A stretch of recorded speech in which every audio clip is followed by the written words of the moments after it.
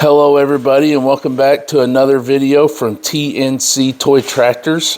Today I have for you a very rare, fairly rare set of toy tractors for you here today. They are the Woods Copeland and Rome tractors with the model 301C, a 320C, a 450C, and a 600C. There is also a 375C that I don't have, but I'm hoping to acquire one of those soon. There's also, as you'll see, some will say just Woods Copeland. I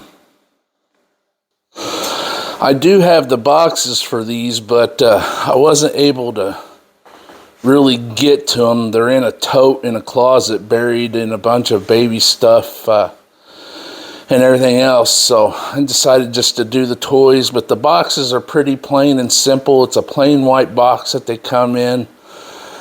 Has just a simple image on it of the tractor itself and then the model. And these are made by Long Creek Toys, which I believe is no longer around anymore, really. I did learn recently that there is a gold version of these tractors that they came out with a couple years ago that are astronomical in price. They only did 5 gold versions of each model that they have, so not very many. These tractors were built, the 301C was built from 1971 to 1976. It was built in Wharton, Texas. Has a 301 horsepower Cat engine, more than likely like a 3406 Cat. The 320C was built from 1974 to 1976. Has a 320 horsepower Cummins in it. The Rome, let's see here. The Rome 450C was built from 1978 to 1986 in Cedartown, Georgia. It is powered by an 18.8 liter, 1150 cubic inch, 450 horsepower Cummins, KTA 1150K, has a power shift 12 forward, 2 reverse, weighs 33,000 pounds, has a 107-inch wheelbase, and a 276-gallon fuel tank. The 600C, which is what you're seeing here, is powered by a KTA 1150C, has 600 horsepower, weighs 42,600 pounds,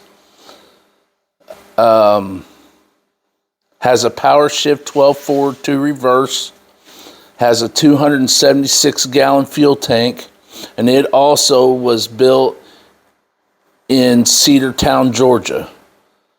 In 1976, I believe it was, Rome took over Woods Copeland with their tractors and started making their own tractors off of the Rome. So very, very little information on these. They were originally built for rice farming, and Rome liked them for their construction applications of I believe their industrial plows and stuff. So, but here you have the Rome Woods Copeland 600C, and then here you have the 450C, and then you have the 320C here, and then the 301C here. We'll start with this 301C, and we'll go down the line and talk about each model. So on the 301C, as you can see, I don't know why that this is the only one they did it with, but they actually did it to where the hood opens up, as you can see here. I believe that these are standy wheels and tires that they put on these. Then you got, it's a very little detailed tractor. These are becoming incredibly expensive, and maybe a little bit more hard to find. Not as hard to find as some things, but these are definitely getting up there, as far as like rarity or obscurity and stuff. No real detail here on the open station. The 301C is the only open station model that Long Creek Toys made. Here you got your air intake and filter system. These were made for pulling, so you're not going to see any PTO or anything. You do have your normal little hitch here, some Woods and Copeland decal back here, as you can see. You got your ladder leading up to the station there. Then you got your exhaust. I'd say this 301C, man, it would be a really neat tractor to customize and make it look more realistic and stuff if they weren't so expensive. These are approaching the $200 mark. I've been seeing them anywhere from $150 to $250. So if you happen to come across one for less than that, you better jump on it. I'll be honest, I got mine about 6 years ago for $60 a piece on eBay. A guy was selling all of them, and I offered him $60 a piece on each and every one, and he took it. So quite lucky and quite happy to have them, especially since the price has gone up. Here you got a decal for your front grille with the 301C badge there. Moving on, we'll move on to the 320C here. This is our first cab version.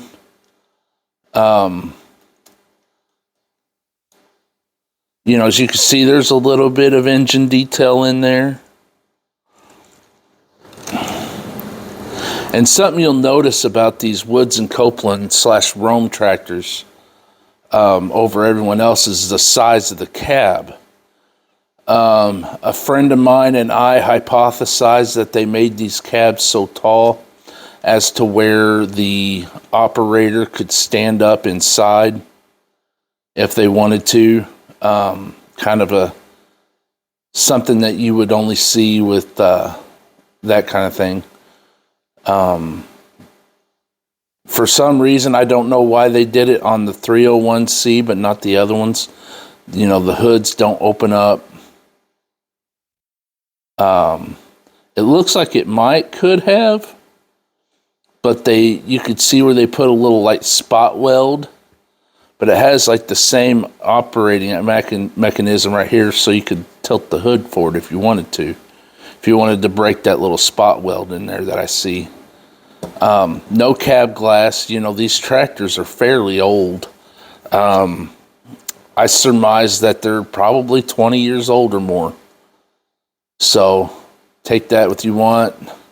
Long Creek Toys is no longer around. So, yeah. Here you got your 320C decal and the decal for the front grille here. Again, you got your standy wheels and tires, duals here. You got your Woods and Copeland decal there, and then a hitch. Then you got your exhaust and your intakes here. These almost have like a caterpillar yellow color to them. If I had to say a color in particular here.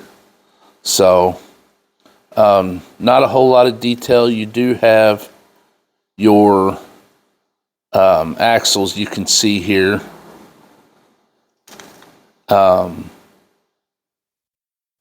Again, not any detail. This, I'll tell you what, probably whenever these come out, they would have been, you know, they were, I'm sure, really neat because it wasn't a John Deere Case IH when they first come out, which people are really starting to appreciate these now too. But if you were a kid whose parent bought these for them to play on your toy farm, you know, you had something really unique and cool. So we'll move on to the 450C. Again, you got your standee wheels and tires. Kind of a standard cab here. But as you can tell, opposed to the 320C and the 301, this is a substantially larger model. And then you can see a little bit of engine detail. You can tell that's a, you know, there's not a whole lot of detail in there, but you can tell that that's a KTA Cummins, you know. Got your intake and your exhaust here. Again, no detail in the cab, no cab glass, just a seat and a disc there for a steering wheel. Beefy wheels and tires from Standee on this one. Your normal hitch here, no PTO or anything. These were built for pulling. Pretty hefty, actually. These are all metal toys except for the exhaust and these wheels and tires here. So these are mildly hefty if you do get one. You know, just a really neat piece to add to a collection. And then here's the big boy. Here's the 600C, as you can see. And this one is the Rome Woods Copeland. Here, I can get to... There we go. The Rome Woods Copeland.